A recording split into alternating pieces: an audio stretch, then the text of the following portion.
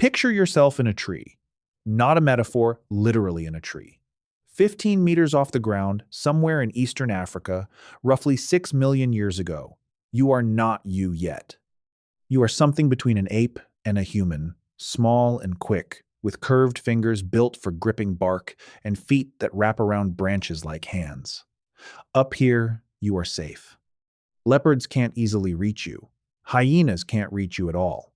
The canopy is full of fruit and insects and everything you need. The ground, 60 feet below, is where things die. You know this the way you know your own heartbeat without thinking about it. In the body, in the reflex that makes your grip tighten automatically when a branch moves. So, here is the question that should bother you more than it does. Why did you ever come down? You had everything. What on earth literally could have been worth trading that safety for? The answer is not what the textbooks say. It is stranger, more brutal, and far more personal than a climate diagram in a science classroom. The answer isn't one thing. It involves collapsing forests, a 6 million year survival gamble, anatomy built for two worlds at once, and a cost we are still paying in our spines every single day. Each layer is more uncomfortable than the last. Let's go. Here's the myth that got taught for decades. Our ancestors chose to come down. They walked out onto the savanna, stood upright to see over tall grass, freed their hands for tools, and began the triumphant march toward humanity. The descending ape as protagonist. The ground as opportunity. This story is almost exactly backward. The climate record tells a different story entirely. Around 6 to 7 million years ago, global cooling began drying out equatorial Africa. The forests that had covered the continent began fragmenting patches, shrinking, corridors between them narrowing. This wasn't gradual in evolutionary terms. It was fast. And the apes living in those forests didn't choose the ground. They were left with less and less tree. Johannes Haile Selassie at the Cleveland Museum of Natural History and colleagues, analyzing fossils of Ardipithecus ramidus, one of our earliest known ancestors, dated to around 4.4 million years ago, found a creature with a profoundly mixed anatomy, curved fingers for climbing, an opposable big toe for gripping branches, but also leg bones and a pelvis beginning to shift toward bipedal walking. Artie didn't choose one world or the other. She was caught between two worlds trying to survive in both simultaneously. That is not triumph. That is desperation. Here's where it gets strange. The ground nearly killed the ancestors who first occupied it. David Reichlin at the University of Southern California and colleagues studying Australopithecus afarensis, the species that includes the famous fossil Lucy, dated to around 3.2 million years ago, found skeletal evidence of a body in constant mechanical compromise. Lucy's knee joints were angled inward for bipedal walking, but her hip width was still broad in ways that made upright locomotion energetically expensive.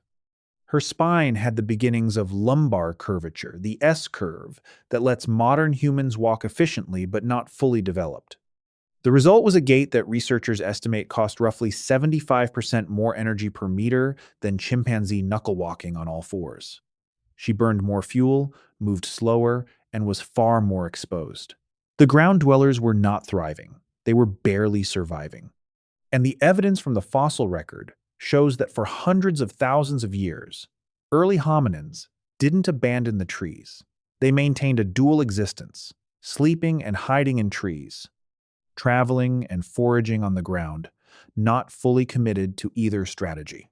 The terrestrial experiment was provisional. It was a fallback position, not a breakthrough. Now, let's tackle something that almost never gets said out loud. Bipedalism is bizarre. It is genuinely, anatomically, mechanically bizarre. Of the roughly 5,500 living mammal species, exactly one walks habitually on two legs, not two one. Bipedalism in all other mammals is either occasional, assisted, or extremely short duration. The kangaroo hops. The bear rears temporarily. The meerkat stands briefly. Only humans walk upright as a primary locomotion strategy. And the design compromises it created are still inside you right now. Daniel Lieberman at Harvard University one of the world's leading experts on human biomechanics, has documented the cascade of physical costs that came with bipedalism. The human lumbar spine, bent into an S-curve to balance a vertical torso over two legs, is under compressive forces that no four-legged spine experiences. Lower back pain affects up to 80% of humans at some point in their lives. It is the single most common musculoskeletal complaint globally. It is not a modern lifestyle problem.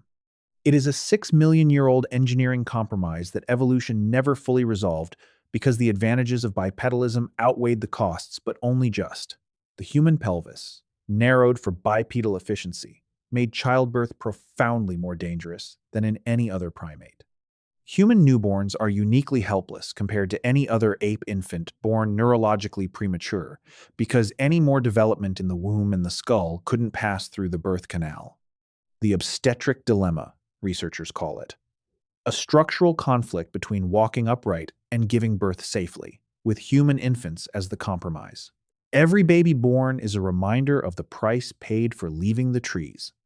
So here's the part nobody tells you. The move to the ground wasn't driven by intelligence or ambition. The earliest hominins didn't leave the trees because they had a plan. They left because the trees left first. And the ones who survived were not the strongest or the smartest. They were the ones whose bodies happened to be slightly better suited to surviving in two different environments at once, and who were lucky enough to be alive in a time when a few scattered trees still remain nearby. Survival on the ground came with a specific set of payoffs that only became clear much later. Freeing the hands from locomotion did eventually enable tool use. Bipedalism did eventually enable long-distance running. Dennis Bramble at the University of Utah and Daniel Lieberman published in Nature in 2004 the persistence hunting hypothesis, that Homo evolved long leg tendons, reduced body hair, and efficient sweating specifically to run prey animals to exhaustion over hours and miles, something no other predator can do. A human cannot outrun a deer, but a human can outlast one. That was the advantage, not speed, endurance.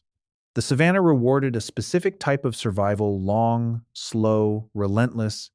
Now let's talk about what we're still carrying. The vestigial anatomy of a tree-dwelling animal is written all over your body. Your toes retain a curve that suggests a grasping function no longer used. The palmaris longus muscle, absent in roughly 14% of modern humans, is a remnant of the flexor apparatus that helped ancestors grip branches. Your plantar reflex, the Babinski reflex in newborns, where the toes fan outward when the sole is stroked, is the reflex of a primate foot gripping a branch, still present in infants before the cortex suppresses it. Your shoulder joint has a range of motion that far exceeds what you need for any ground-based task. It is a climbing joint, preserved in a species that stopped climbing millions of years ago. You are, structurally, still partially designed for a habitat you abandoned 6 million years back. Every time your lower back aches after a long day, that is the ground reminding you it was never your home. Every time a human infant grips your finger with its entire hand at birth, the palmar grasp reflex, tight and involuntary, that is the tree speaking. 6 million years of evolution that built an animal for bark and canopy and high branches, forced down by a drying climate into a world it wasn't ready for. We didn't leave the trees left us.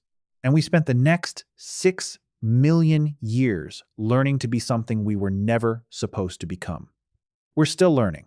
Look at your back. Look at the way a baby grips your finger. The trees are still in us.